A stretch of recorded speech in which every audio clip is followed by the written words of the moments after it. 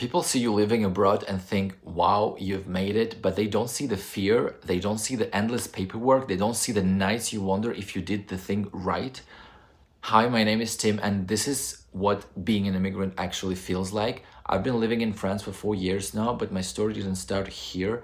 I was born in Central Asia and I grew up in Russia, so I've been through this whole starting from scratch thing before. And I can tell you, being an immigrant is not what people imagine. People see the nice cafes, the architecture, the opportunity, and they think everything is perfect. But what they don't see is what actually it costs to build a life here. It's not just moving countries, it's rebuilding everything.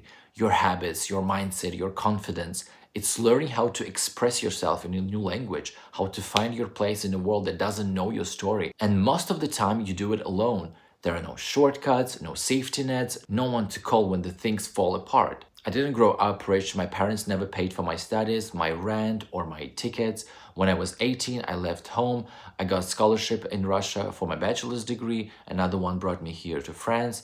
Everything I have today, I built it myself, step by step. And if that's you too, if you are figuring it all out on your own, no support, no connection, just determination, I just want to say that I see you because it's not easy. There's always pressure. There's always the fear of doing one thing wrong and losing everything you've worked for. Nobody talks about what it means to carry a weak passport, to spend $200 just to ask for permission to travel, to gather pages of documents, translations, bank statements, letters, while someone else just books a flight and goes.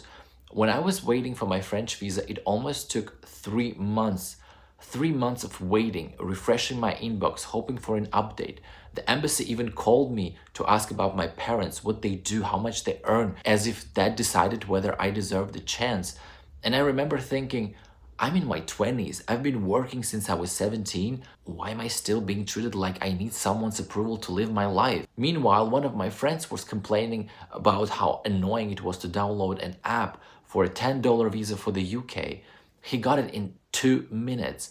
And I just sat there and thinking, must be nice to live like that. That's what privilege looks like. The kind that's invisible to those who have it. And it doesn't end there. The difference, it follows you in everything. Even when you try to grow, to invest, and to build your future. When I moved to France, I started learning about investing. At first, it felt like a completely different world. Here, people grow up knowing they can invest, they can have access to education, to opportunities. But where I come from, it's not like that. Back home, nobody talks about investments. You don't grow up hearing about building wealth. You grow up thinking about survival, about how to get through the next months. And when you finally want to start, you realize how many doors are closed to you. Some investment platforms literally ban users from countries like Iran, Russia. You're literally not authorized to invest. Imagine that you already had to leave your country to build a future, and now the system tells you you're not allowed to grow your wealth either. That's not just frustrating, I think it's unfair, and nobody talks about it either. So when I finally opened my first investment account in France because I had a residency, it felt surreal, not because I was suddenly rich. I started small, really small, but because for the first time I had access. I could invest in things people from my countries couldn't even dream of. And it hit me. Sometimes the smallest opportunities feel like a freedom. It's not about the money itself. It's about realizing that you finally have the right to build something for yourself. That's why I say being an immigrant is hard, yes, but it teaches you things that comfort never could. It gives you perspective. It makes you see how unfair the world is.